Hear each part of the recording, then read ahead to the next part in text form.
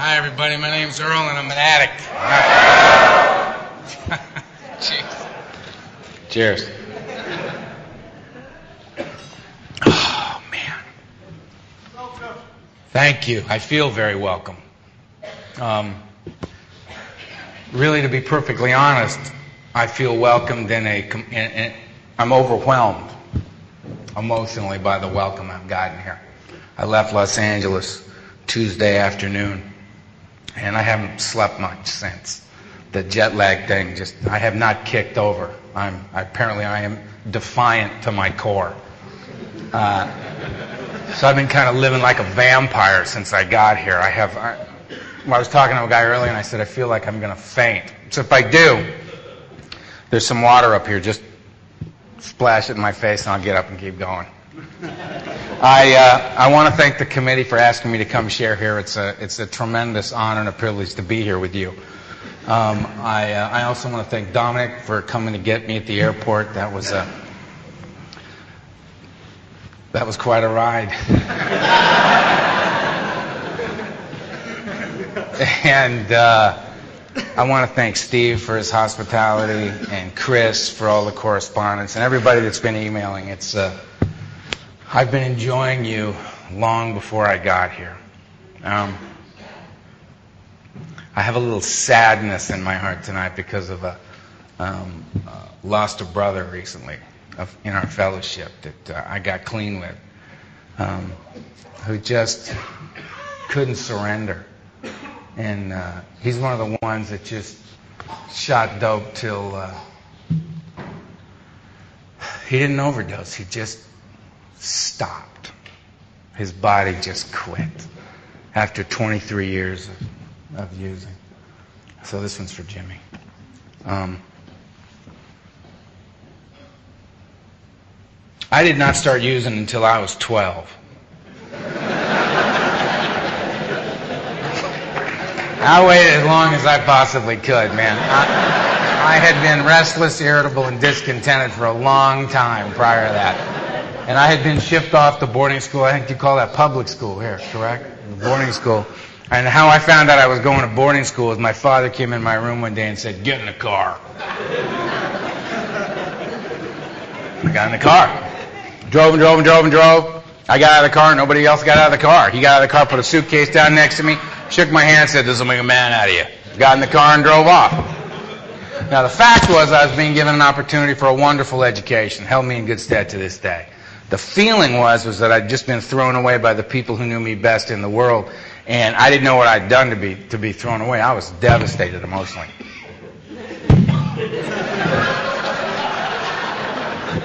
Balance is the key, man. You gotta. And I'm real raw. I don't know what's gonna come out of my mouth tonight. Just in a safe place, my kind. So, I want to get sober fast. So I met Tiny. Every high school's got a guy named Tiny, right? He found me. Said, "How you doing, punk?" Slapped me in the back of the head, sent me and my books flying. I got up and walked over and hit Tiny as hard as I could, which had no effect on Tiny. He was about 100. I was 5 feet tall, 12 years old, 104 pounds. I mean, I was afraid of everything and everybody, right? But he scared me so bad, I thought I'd rather die than let this guy know I'm afraid. So I went up and hit him, and he said, "You got a lot of guts." And he beat the crap out of me right on the spot. And as I'm taking this beating, I'm thinking this is going pretty good. Because he had said, "You got a lot of guts, kid." And my violence had masked my fear. That was my first tool for living. When frightened, attack. So I took my beating, went back to my room, sitting around waiting for the bleeding to stop, and it's word spread across this campus in like 30 minutes. Watch out for this little Hightower kid. He's a maniac. He attacked Tiny. So now I got a rep that's got nothing to do with who I am. I'm a frightened child. But the cool guys started coming around, and that was the beginning for me, man. Matt stuck his head in my dorm room, and he said, "Hey, you want to smoke a joint?" And I said, "Yes, I do." And I didn't even know what he was talking about. All I heard was, "Do you want to hook up? Do you want to connect with us?" The answer was, "Yeah, man, I'm alone in the universe."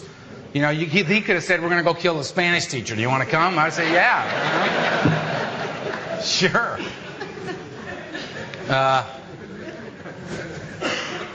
So me and Matt and Steve went behind the dorm. Cheap container, a little Tupperware container full of cheap red wine and a joint. He fired up the joint. I just did what he did. I took a hit and that burned my lungs. I thought, that's nasty, man. Then this wine, I mean, cheap, no grapes involved wine. You know what I mean? I took a long pull on the Mad Dog, right? And that just burned my stomach. Right? I thought, this is terrible, man. I got knots on my head, my family. So, I mean, a week ago, I was fine. You know, at this rate, I'm going to be dead by next Tuesday. This is not going well. And it happened. That thing that makes me bodily different from my fellows occurred. And suddenly I was comfortable standing where I was standing, doing what I was doing with the people I was doing it with. And I had never felt like that before in my life. You know what I mean? The knots went away. I wasn't scared anymore. I love the effect produced by alcohol and drugs. It's the fear killer for me. It's the fear killer. I get enough of what you got in my body. It doesn't matter what it is. I'm not a specialist, all right? I didn't do one thing right into the ground. If that's your story, you know, welcome. You know? My drug of choice is, what do you got? I'm particular to down and out. I like heroin, barbiturates, alcohol. These are a few of my favorite things. You know?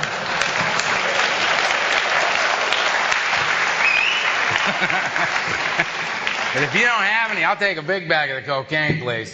You know, we can't go down, let's go up. Right? I mean, my idea of a good night is sitting around checking my pulse. You know what I mean? The way I do things, I don't need a woman. I don't need a television. I don't need a window. You know what I mean? Just, yeah, it's beating again. All right, good. We're all right. But if it's not there, cocaine, you bet, man. First time I used cocaine, I was 16 years old. 12 was pot and wine, 13 was pills, any kind of pills. The only reason I took a pill was the guy said, would you like a couple of pills? I said, yes, I would. 20 minutes later, I'm laying on the floor and I'm very happy there. I got strung out on, Seconal, Tuinal, Plastidil, all that stuff. 14 was psychedelics. I did about 650 acid trips. Got classified legally insane by the military a few years later, but that's a whole other story. 15, I started shooting dope. And the only reason I shot dope is I was on a boat in Marina Del Rey, California. And this girl, Cammie, said, would you like me to stick this in your body? And I said, well, of course I would, Cammie. And she did, man. And it was a good shot. She hit me and I just went, and on the way down, all I remember thinking was, if I'm not dead, I'm doing that again. That was, that was excellent.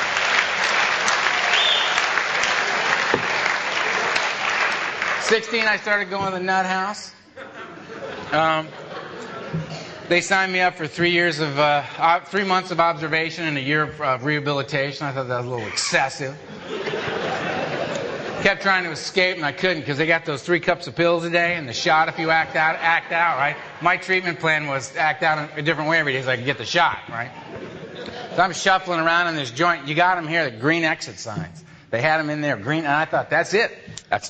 They got it down to one word for me. That's what I want to do. Exit.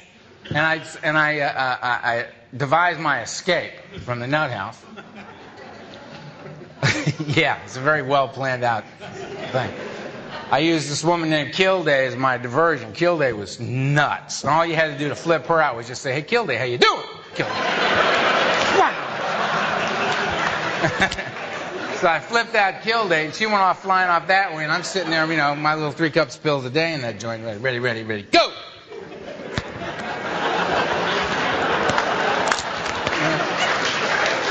And I'm hauling ass. That's all I got, right? Out of the speaker from the nurse's station, you hear, Ed, when you got a minute, you want to grab Earl. He's making a break for the door. Ed's in there having a sandwich going, yeah, I'll get him in a minute. He ain't going nowhere. I got the arms working. No, it's the Thorazine, man. Thorazine shuffle. You got 2 speeds, slow and stop. Finally got out of there, got thrown in the nut house again. Escaped the first day, because that's my tools for living, man. You know, you got to have this information. My tools for living were drugs, alcohol, violence, and run. And if you're going to get thrown in the nut house, you got to get out before they get the Thorazine, and you're leaving when they say. So I scooted out of that place, 3 years out on the street, doing what we do to stay loaded on a daily basis. You know, I mean, I'm not a bad guy or tough guy. I just do what I got to do because I'm a self-centered, frightened addict, alcoholic. That's who I am, and it runs me. Fear runs me. I got to get. My thing is, it's not about down or up like I was talking about before. If I'm sitting around all night checking my pulse, great. Can't do that. I'll drive the freeways, decoding license plates. Let's go. Up. I'm happy to get psychotic. Because either way, I'm out of right here, right now. Right here, right now, I'm not enough. I never have been. Right? I compare my insides to your outsides, and I lose every time. Sorry. I have a sponsor who says, however long I manage to stay sober, I should never be left unattended.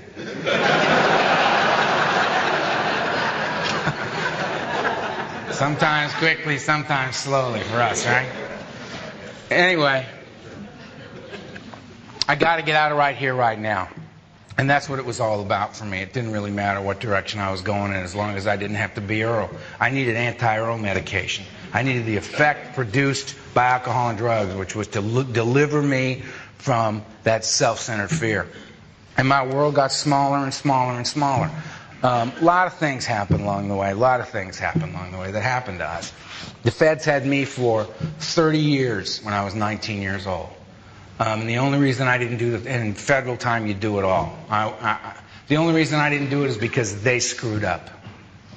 Had nothing to do with me being a slick dope fiend, you know, and getting my legal team together, you know what I mean?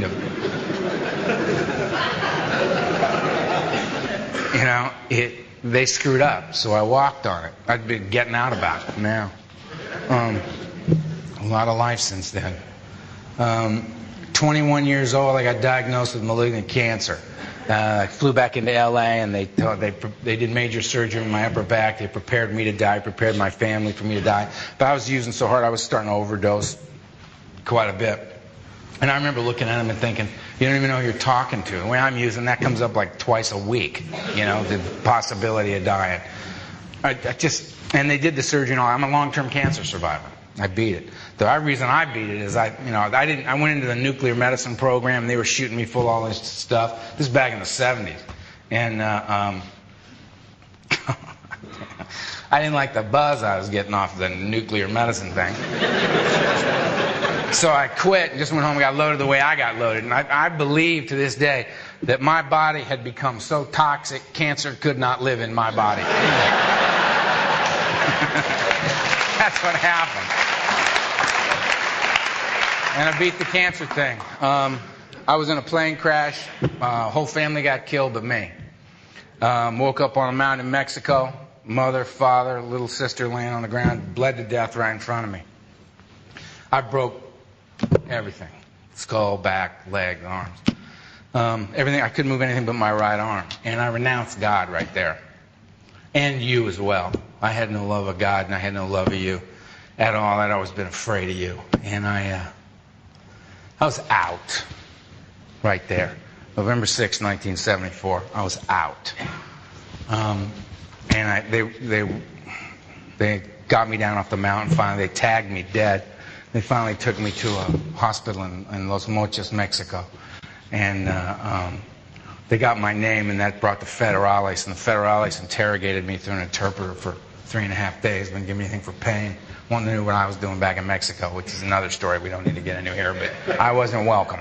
I finally called up a buddy of mine who flew in a plane, called the family in Mexico City that flew in the plane that smuggled me out of Mexico and got me to a hospital in Southern California. I spent a long time in there, and I came out of there just nuts, strung out on Demerol. Because you know when you got a story like that, you can work the nurses, you know. I was getting maximum shots of Demerol every 3 hours around the clock. I came out of there with a good habit already going. And I hit the ground, and I used for another 6 years. And I'm not a guy with an anchor. I'd never been a guy with an anchor. At that point in my life, my family was dead. I had no friends, you know. I didn't have a career to hold it together for. I didn't have a family to hold it together for. I didn't have hopes or dreams to hold it together for.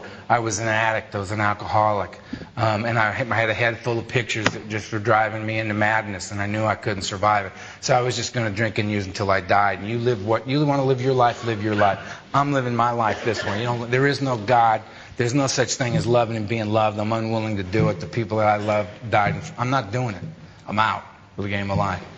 And I remember 2 years before I got clean, I was in my second detox. And my kind of detox was, there's this little bootleg sanitarium in Hollywood, California, where you'd go in and you'd give them your wallet and your gun, your car keys, and your big bottle of Valium, and $150 cash. And you give them the cash, and they take you in, they strap you to a gurney and shoot you full of anticonvulsants and let you rock. And at the end of 72 hours, they just send you home to the morgue, and they didn't really care which way you went. They got their money. And you'd kick like a dog. And second time I did it, I remember I was laying on there, and it was just ugly. It was ugly. And I reintroduced myself to this God I had renounced. And I said, you know what, you get me out of this sane and alive, and I will never, ever drink or use again as long as I live. And I meant that with every fiber of my being. I meant that as much as I'd ever meant anything in my life. And when they unstrapped me off that gurney, and then I went out to my car, and I got in my car, and I went out and I drank and used for 2 more years. Because I could not stop drinking and using. Couldn't stop. And the madness was winning. By the time I got sober, I was 28 years old. I was 215 pounds. I had hair out like this and a beard like this. I was psychotic, and I don't use the term loosely. I could not distinguish between the true and the false, like the book says. I was yellow. My heart was swollen. My thyroid was shut down. I couldn't touch my kidneys or my liver. Family was dead. Had no friends. They were deciding whether or not to charge me with attempted murder again. I'd been stabbed twice, shot at. The violence in my life had been insane. And I'm just a nice little white boy from the West Side. You know what I mean? But I was dancing with the beast, man. The beast had me. And I had no tools for living that worked. Both my hands were broken. I came out of my last blackout, and I had what they call in recovery a moment of clarity. And what clarity was for me is I got to see my life as it was for just a second. That God didn't do this to me. My father didn't do this to me. The feds didn't do this to me. Right? Interpol did not do this to me. Right? This was on me. And if I didn't want to die, I was going to have to get something that at that moment in my life I did not have. All I knew was I could not live another second with what I had. That I had to let go of the reins. I had to let go of the reins. And I threw up these 2 busted hands and I said, help me. And they threw me in an ambulance and they took me to UCLA emergency and they pumped my stomach and they said, get him out, he's going to die. He's just, it's like a little old man. And then they took me to another place and they kept me there 5 days and I got worse. And they took me by ambulance to another place. And I was a joint that was free beds. They weren't beds, they were cots. There were 42 cots in one room. 21 cots on each side of the room with sheets drawn between them. And how you earned your cot was you stayed in it. And I went and I got in my cot, man. 42 guys kicking, right? No drugs. If you threw a seizure, which we all did, if you threw a seizure, they'd hit you with anticonvulsants and throw you back up in the cot. Do your vitals, right? You know what I mean? If you weren't coding, they just, okay, he's cool. Leave him there. And you just hang on to your cot. And I was in there for 12 more days. And you don't sleep a wink. Something I'm re-experiencing here in England. You don't sleep a wink. Because somebody's losing, like Dante's Inferno in this joint. Somebody's flipping out at any given moment. It's just, right? And all I knew was this is my cot. I can't drink. I can't drink. I can't use. I can't use. I can't use. And I made it out of detox, and I was in rehab for 30 days. And I came out of there. I was still so sick when I came out of that joint. But I knew one thing. Because my counselor, Ray W., said to me, Earl, it's real simple. If you don't want to die, you better go to AA. There was no CA then. And I said, okay. Because I had been beaten into a state of reasonableness by my alcoholism and my drug addiction. That's what kicked my ass. And so I ended up on a Friday night in the basement of a church, 8:30 p.m. meeting, and I walked in the back, and I had kicked. I'd been, I was like 48 days clean, but I was crazy. What I didn't understand and no way I could have understood was that I knew I was an alcoholic, but I didn't know what alcoholism was. I didn't know what addiction was. I didn't know I suffered from an allergy of the body and an obsession of the mind. And that the obsession of my mind was the greater aspect of my disease. Because when I kicked, I felt better. Apparently we're on the right track here. That's what you do. You kick, right? But I had to learn this is not about stopping. This is not about stopping. Using. That's not what this is about. It's about how do I stay stopped. Because I stopped 1,000 times, man. Every time my head would go for the table, I'd say, this has got to stop. But every time my head came back up off the table, right, I had a whole new agenda. Because my body was talking. The physical phenomenon of craving was chewing on me. And I was thinking I was making a decision to use, but I wasn't making a decision to use because I had lost the power of choice. The beast is smooth, man. The beast is smooth. I used to think you'd be standing around in a meeting when I read that part about no human defense. Well, that's great news, right? I'd be standing in a meeting with a commitment, sweeping up after meeting, with sponsors standing right over there, and all of a sudden my head would just go, drink! And I just drop the mop and, well, fuck it, there you go. Sorry, my turn, right? And I just go and get drunk. And if I get drunk, I head downtown. It's going to go bad fast. But it's not like that. The beast is smooth. The beast is, how you doing? I'm sweeping up in the meeting. I got a commitment. How you doing? Earl, you seem very, very tense. And you know what? You're a lovely person. I don't know what it is, man. It's like you got a bullseye on. People walking around all day just treating you like shit. I don't understand why anybody does this to you, because you're a lovely person. You know, it's a cruel, ugly world, Earl, and I can see that it's got you very, very stressed out. And if I'm not mistaken, that's a medicinal issue. That's a medical issue. And I'm here for you, Earl. I love you. I'm here for you. I love you. You know I love you. I've always been here for you. And here's what we're going to work this out. I mean, when you're not alone, we're together. Now, here's what we're going to do. We're just going to go have a couple of drinks. Now, don't overreact, man. Don't overreact.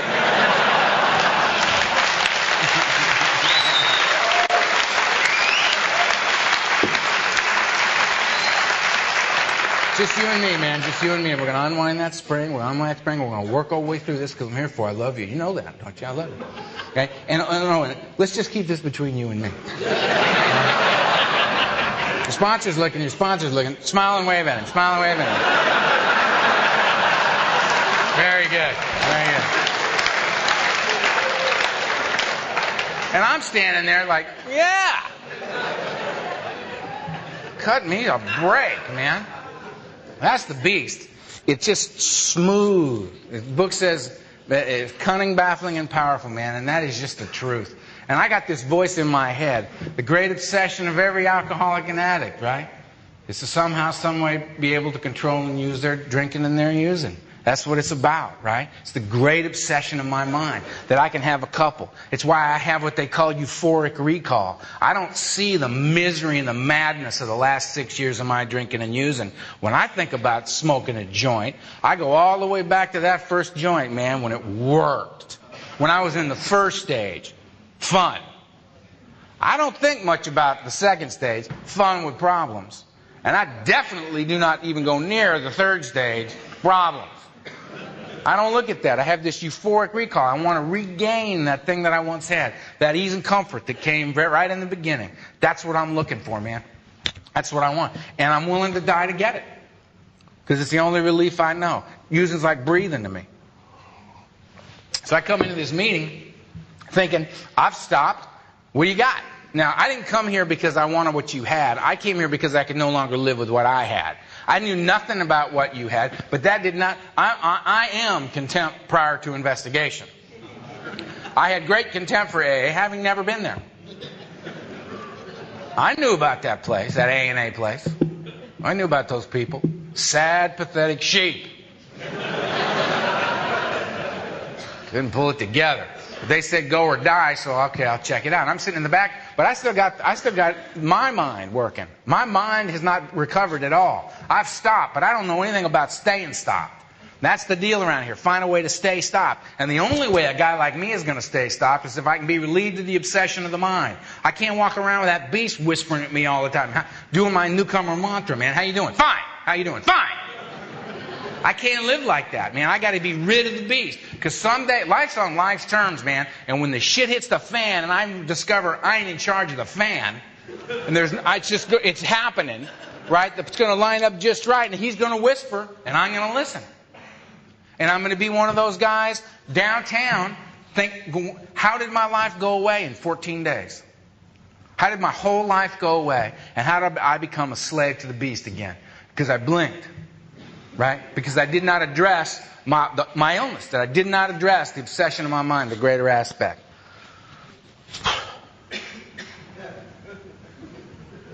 You didn't see it, but I was here, I wasn't here, and then I was back.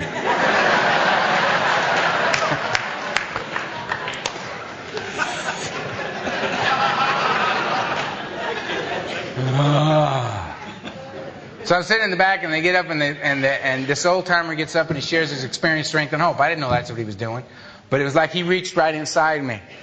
Right, first meeting I went to, he talked openly and honestly about his feelings as a man. And he did it with a grace and a dignity that I had never seen. I mean, he was putting things together, aspects of being human together that I had never seen together before. And then it was like he looked right at me and he said, and I don't care whether you like what I got to say or not. You don't like it? Go to another meeting. And I loved that because it made it clear to me this guy wasn't selling me something. He was sharing it with me. If I wanted it, I could have it. It was for free.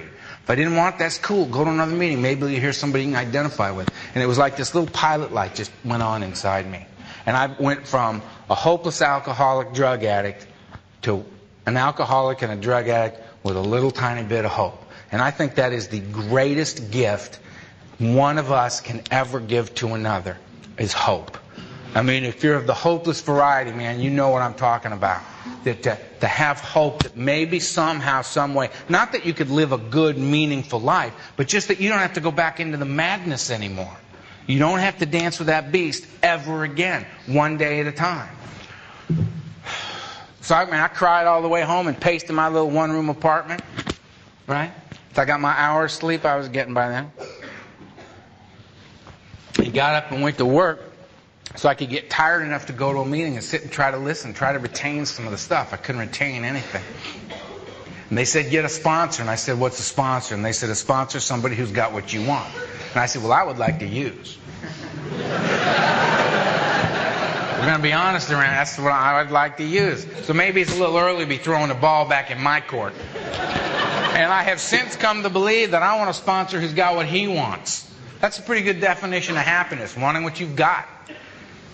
And this guy, and I found this guy, the magic man. I mean, the late great Donald Madden.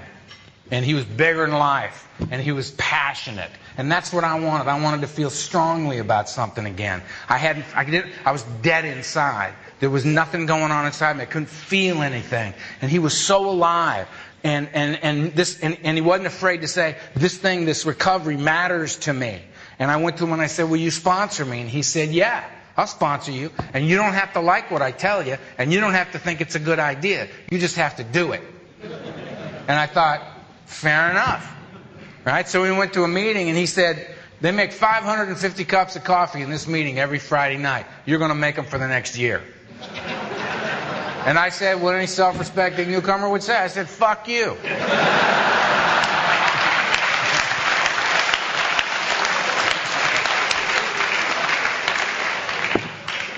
I said, what, I'm the grunt? I'm the new guy? All right, so you bring me in. Here's your free labor. Here's your slave labor. That's the job I get. What kind of outfit you running here, man? I got a few thoughts on this. And he went, oh. Earl, we do not want what you have. Believe it's the other way around. If you don't want to do it, fine, go drink. And I said, you see, there's no talking to you people. I'm trying to have a little conversation, and you go right to the drinking thing. Fine, I'll make you goddamn coffee. So I started making the coffee. I didn't understand. He said it to me in a way a newcomer can understand it. Make the coffee or die, you little shit. Right? And I was like, got it. All right? I'm making coffee. He could have said, look, Earl, you know, we don't know you yet. We don't know you well enough to like you, but we love you because we can see the death in your eyes. We know who you are. We know where you've come from. And we're going to do everything we can for you. And right off the bat, we're going to give you one of the coolest things we can give you in the fellowship. We're going to give you the opportunity to be of service, to get out of self and be of service to someone else. We've been around you just a little while, Earl, but we recognize you've probably never thought about anybody but yourself your entire life. We're going to give you the opportunity to get out of self. That self-centered, frightened place you've lived for so long. That painful, lonely prison of self. We're going to get you out of that. And for about 4 hours every Friday night, you're going to be so focused on our coffee and serving the meeting, you won't be thinking about you unless you are more God, less you more God, less you more God. We're going to make a doorway. We're going to open the door up to let something other than self be in your life. And you're going to feel better because action, this is, by the way, a program of action, brings about change. Action brings about change. Thinking brings about more thinking. I got asked early on. They said, I wanted to talk about it. And they said, Earl, do you want to talk? Do you want to understand why you feel so bad, or do you want to feel better? Pick. Because if you want to talk about if you would like to focus on the problems and really work them out, we can come to an understanding of, probably before you die, we'll come to a pretty good understanding of why you feel so bad. Or we can take action, right? And you will feel better because this action will bring about a change in your life that is directly applicable to the problem you have, Earl. Alcoholism and drug addiction. Right? He didn't explain all that to me because it would have just gone... He just said, do it or die, you little shit. And I was like, thanks for the choice. And I made the coffee. I did that commitment for 6 months before I figured out I feel better on Friday nights. When I would drive home, I felt better. I got real crazy with that commitment, man. I had that stuff laid out. I had my condiment table, and I went on Wednesday with my checklist, and I got my little swizzle sticks, and I got the tea and the creamer and the fake stuff and the real stuff, and I got it all lined up. And I'm making coffee and drinking coffee while I'm for a couple hours. When everybody they get there, I'm so jacked up, I'm like a pit bull next to my... Some guy comes in and gets his coffee, and the swizzle stick and lays it on the table. It's just like... That's not where that goes, bro. People are in the back of the meeting going, who's the coffee dude, man? Man's a little tense.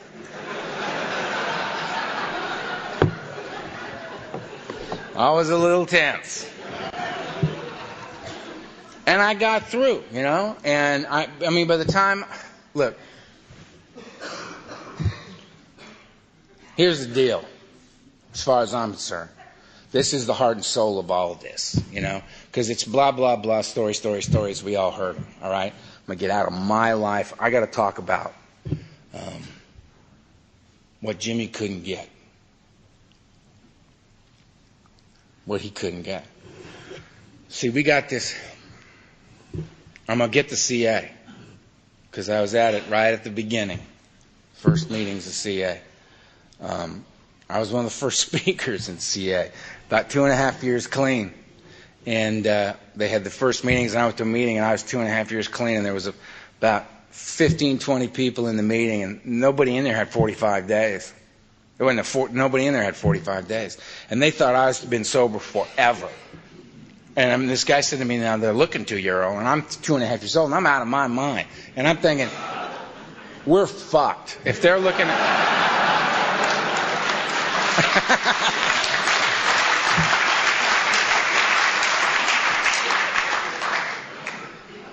And the funny part is, my sponsor thought it was all real funny because he knew. I had no idea what I had yet because I didn't know. I hadn't been at the podium, you know what I mean? I didn't say anything to anybody for the first couple years I was here. I was too sick, too crazy. I didn't know that I had anything. All of a sudden, the stuff flying out of my mouth from the podium, I didn't even know was in there because I had been listening. Like it was a lifeline in those meetings, man, listening to what those guys said. And the thing is that there's this circle with the triangle. The original 12-step symbol. It's an ancient spiritual symbol that stands for mind, body, and spirit brought together as a whole human being. And therein lies the balance I've sought my whole life and never had. That's what that symbol means. And it's the same thing in here. The unity, the service, and the recovery. The work that we do. How we engage this path. The unity is the body. I bring it here because I couldn't get sober, but we seem to be able to. We clean up together. Couldn't do it by myself, but I can do it with you because I can look in your eyes and I know you're my people. I live in another country. I come here. I know who you are.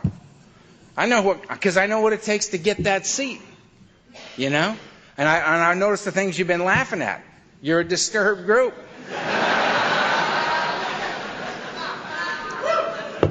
Just like me. The unity is the body. I bring it here. I have to be with my people. So I go to regular meetings regularly. In my town, you can go to a meeting every night for 10 years and never go to the same meeting twice. And when you go out and use and die, no one will say, where's Ed? Where's Earl? Where's Patty? Where's Louie? They won't say that because no one will know you. I will have not become a part of the fellowship. I go to regular meetings regularly. There are 3 meetings a week I go to that I'm at every week. And those people know me on a consistent, ongoing basis. They've become family for me. They're the ones that I can go to. I can walk in the door and they say, how you doing? I say, fine. I say, get over here. Because they know I'm lying. Right there. They know me well enough to call me on it. And they've earned the right in my life to do that to me. They've earned it. To step up to me and say, you seem to be unusually full of shit today, Earl. Would you like to talk about it? So, unity's the body, I bring it here.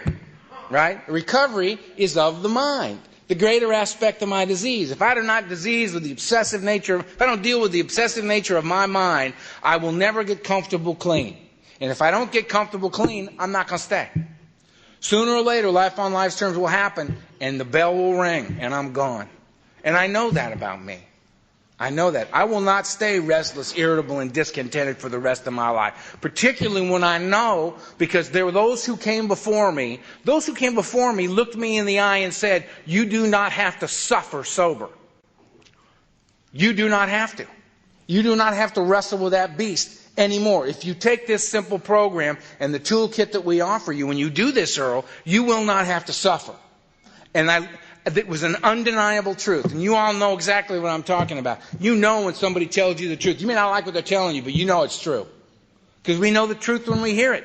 We say it so seldom, when it's told to us, we hear it. And there it is. So I must relieve myself of the obsession of the mind so I can walk the earth a free man. I don't want to be a slave anymore. I don't want to carry the ball and chain of the beast with me everywhere I go. Waiting for life on life's terms to happen, just take my head off. What's the recovery? It's working the 12 steps. That's what it's for. Step 1 is what's the problem? Lack of power is my dilemma. Left to my own devices, I will drink and use. It's just the way it is. If that's my problem, lack of power, what's my solution? Step 2, that a power greater than myself could restore me to sanity, soundness of mind, relieve me of the obsession to use. Free man. I'm in. What do you want me to do? Well, step 3, or I'll pull the trigger. Get out on you. I haven't even left the house. I'm on the couch. Step 1, that's the problem. Step 2, gonna have to be. Try everything else. Step 3, get out on my knees, turn my will and my life over to the care of God. Well, we got a problem here. Because, see, I have renounced God. I don't believe in God. Now, I'm discussing this with my sponsor, and ranting and raving about God. And he just turned and looked at me, and he was smiling. I should have known he was about to do something to me he was really going to enjoy. And he looked at me and he said, Earl, you can't be mad at a God you don't believe in. And I just went, I gotta go home. I just messed up my whole day, man. Gotta rethink the whole God thing now. Oh. So I got on my knees and I turned my will and my life over to the care of a God I did not understand. And I do not understand to this day. I don't pretend or profess to understand God. I see evidence of God in my life on a daily basis. I do. Doesn't mean I understand what's going on. I'm comfortable not knowing what's going on. I mean, if you think about it, it's very egocentric. You know, I used to be the kind of guy that's like, if I didn't know what was going on, I was like, okay, everybody freeze. I don't know what's going on. The inference being, if I don't know what's going on, something must be terribly wrong. The fact of the matter is, I don't know what's going on. All that means is I don't know what's going on. Everything could be fine. I just don't know what's going on. Now, a lot of times people ask me, what's going on? I say, I don't know. Do I need to? Do I need to always know what's going on? I don't think so. There's a freedom in that, man. You can't believe. What's going on? Beats me. You think we should be doing this? Going okay so far? Yeah, let's do this. If something catches on fire, we'll change the plan. So I step through it. Turn my will and my life over to the care of a God I don't understand. And I immediately embark upon, as the book tells me, a program of action, a plan of action that will bring about the solution of step 2 into my life, that I will be restored to sanity, soundness of mind, that I will be relieved of the obsession of mind, because I have not been relieved of that yet. I'm walking around with the beast whispering to me in meetings, and, if I'd have been honest in meetings, I would have gone, yo, Bobby, beast talking. He's talking so loud, I'm surprised you can't hear him. He's barking. That's actually an excellent thing to say if you're ever in a meeting, right? Because everybody will know what you're talking about, number one, and pisses the beast off. Beast doesn't like the spotlight. You say, oh, beast talking, beast like, hey, hey, hey.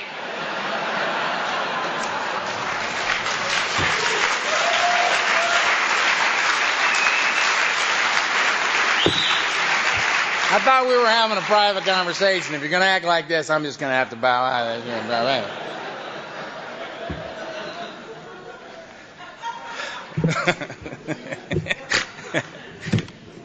Anyway.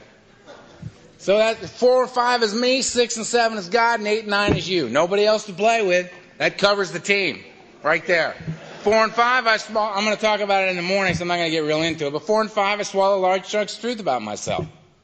Right? Because this isn't about, there's barriers between me and you and me and God. And I put them there. So I got to start over here. Because I don't sit around waiting for God to break down the walls and come save me. Or you, my codependent community out there.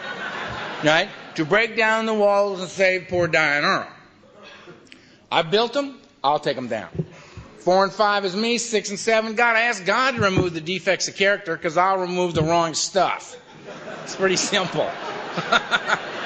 8 and 9, now, there's a lot of conversation in the book in 8 and 9 because they're actually letting me out of the house on 9. I have not left the house yet. I'm 1, 2 on the couch, 3 get on the floor, do the deal. Back up on the couch. 4 and 5, somebody comes over. Before God, I read it to this guy. He says, good luck. He leaves. 6 and 7, a little help over here. Right? 8, preparing. 9, out the house. A lot of conversation because they're letting me out into the community, and this can be a very problematic event. It's very simple. I'm very, very sorry. Here's your money back in the house. Right? And since amends means to change, right? So I'm very, very, I stole your car. I estimate the value of your car at $20,000 at the time of the theft. Here's the check, and if that's acceptable to you, I will give you a check every month until I have paid off that $20,000. And I will not go steal your car and sell it to pay you for the car I stole from you.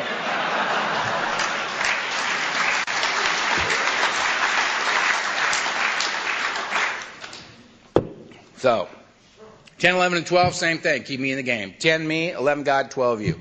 I continue to take personal inventory, and when wrong, promptly admit it, because I just scratched the surface. See, when I remember being new and thinking, okay, you got 12 steps? All right. Let's see, 1, 12. All right, I got that. What else you got?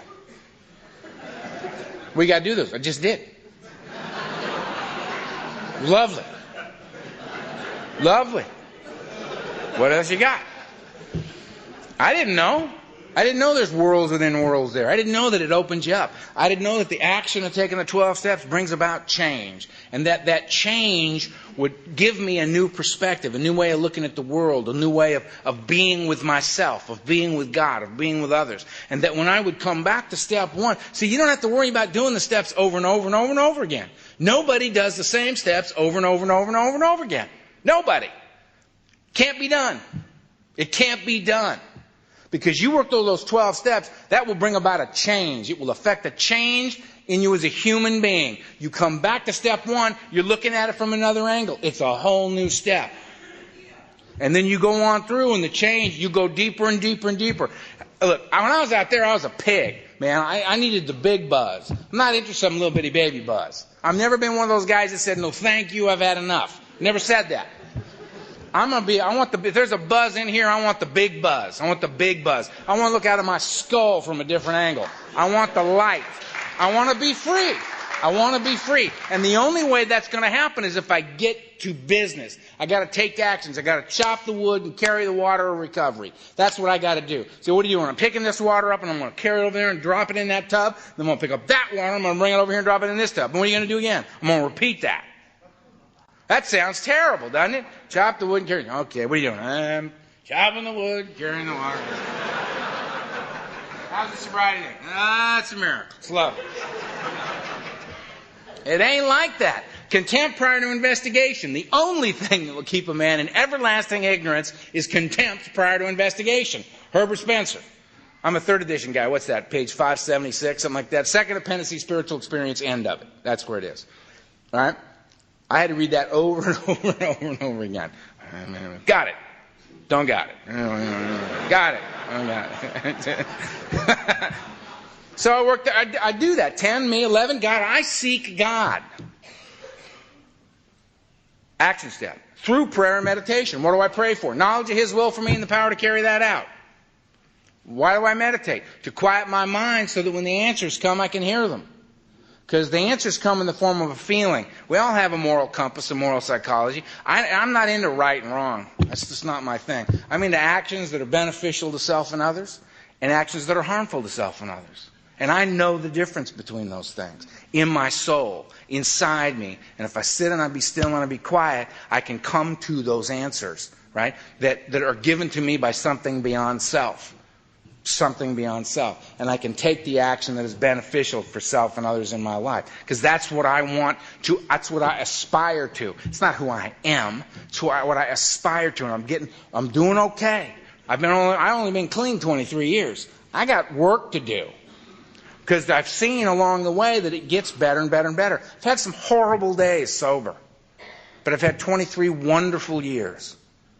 Because the process of life and the process of recovery have become the same for me. A process, neither of which was ever available to me until I came to you. The recovering people. The ones who would take somebody who was of absolutely no value to himself or anybody else on the planet and extend the hand and say, just do this with us. We won't tell you, we'll show you. We will show you. And you did. So unity is the body, I bring it here. Must be with my fellows. Unity, the recoveries of the mind, the 12 steps. Step 12, having had a spiritual awakening, is the result of working these steps. Having been restored to sanity, relieved of the obsession to drink and use, I can work the third side of the triangle, the spiritual service. How can I help? So I don't come to meetings anymore to see what you got for me. I come to meetings looking for the opportunity, the buzz, the big buzz, of being able to be of service to you. Not because I'm a good guy. Because I don't want to die drunk. I don't want to die with a needle in my arm. I don't want to die with blistered lips and a crack pipe in my hand. I don't want to die like that. I want to walk the earth a free man. And this is the way that I can. This goes so far past not drinking and using. It's unbelievable. It is a design for living. There's a buzz. The only reason any of us stay a long time is because there's a buzz here that beats any buzz out there. It's where you can wake up at any moment.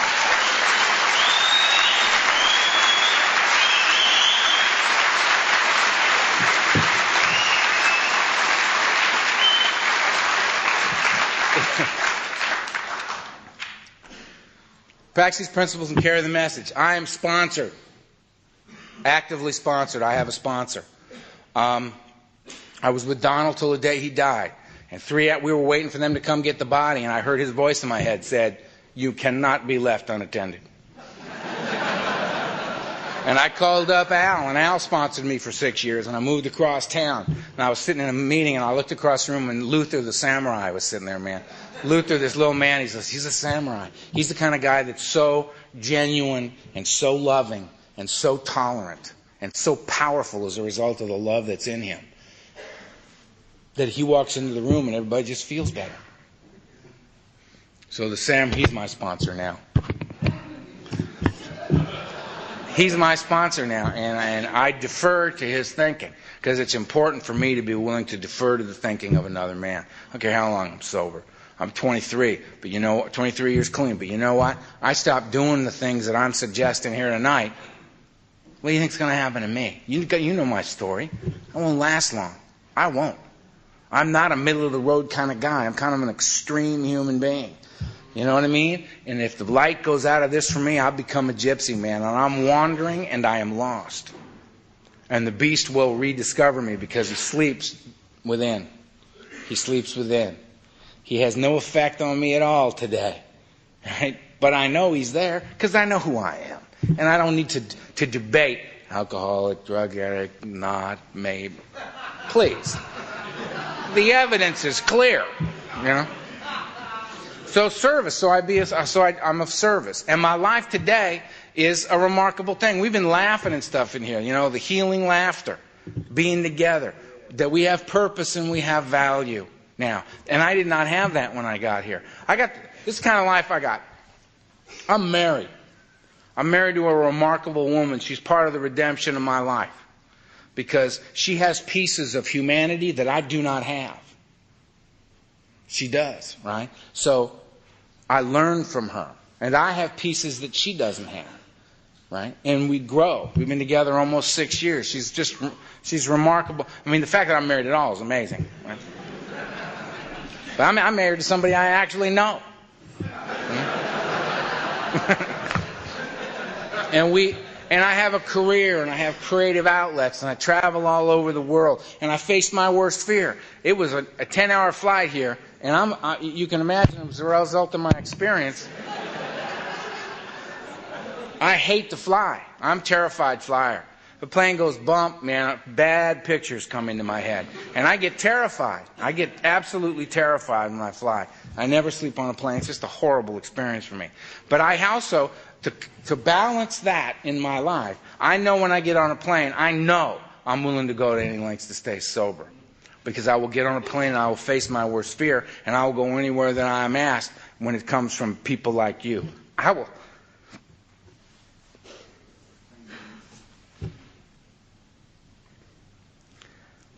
I had never met you, but I knew I loved you.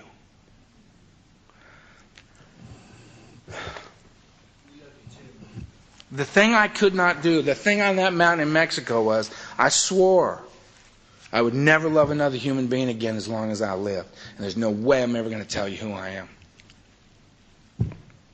So you can't love me, because I won't tell you who I am. I won't do it. And the 12-step community and the 12-step process cracked me wide open. I was defenseless in the face of this. You know? And now I'm loving and being loved. Now I'm blubbering like a fool in front of God knows how many people. People are stacked up on the shelves and the rafters. Jesus Christ. But I am a free man.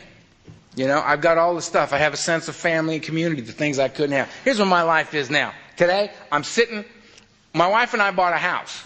I never stay anywhere long enough to buy a house. Got a house. We move in. Nice little Spanish house. Very cool. Got neighbors. They have no idea. I'm shaking hands over the fence. How you doing? Everybody got a front lawn. Front lawn. Looking down the block. Beautiful lawns. Right? I think, I gotta water this or something. You know, because that's how do you spot the attic? The dead lawn, right? Nice lawn, nice lawn, nice lawn, attic. Nice lawn, nice lawn, nice. So I gotta water this lawn, right? So I get the hose out and I got the hose and I'm watering the lawn, right? I'm throwing the water around. I don't know what's going on here. And it's like 4:30 in the afternoon, and there's sycamore trees on my street, and the light's coming through the trees in the afternoon, and it's hitting the plants, and the water's on the plants, and it's kind of throwing that little prism of light off of the plants. And I'm thinking, this is kind of cool. And I'm looking at this, and I'm going, you know, if I'm not mistaken, these plants are alive.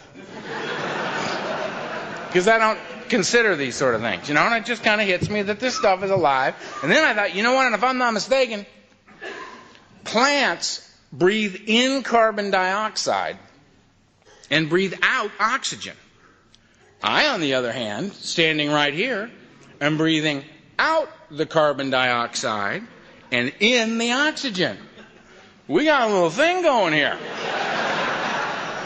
A little more water for you, my brother. A little more water for you, my sister.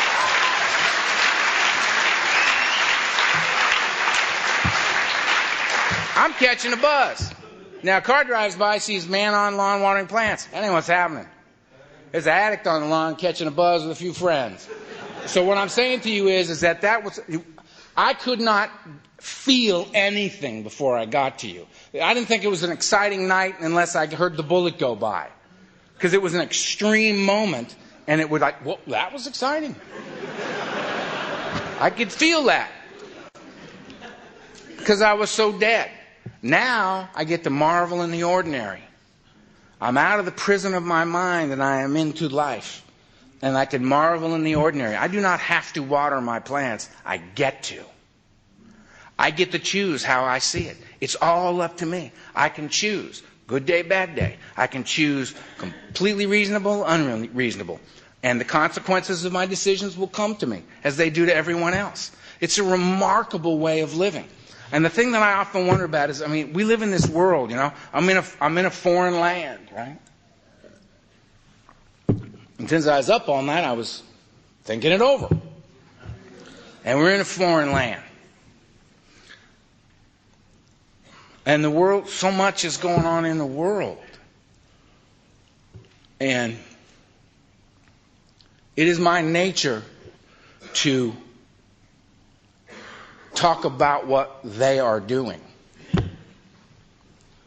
What my president, whom, may I point out, we never actually elected.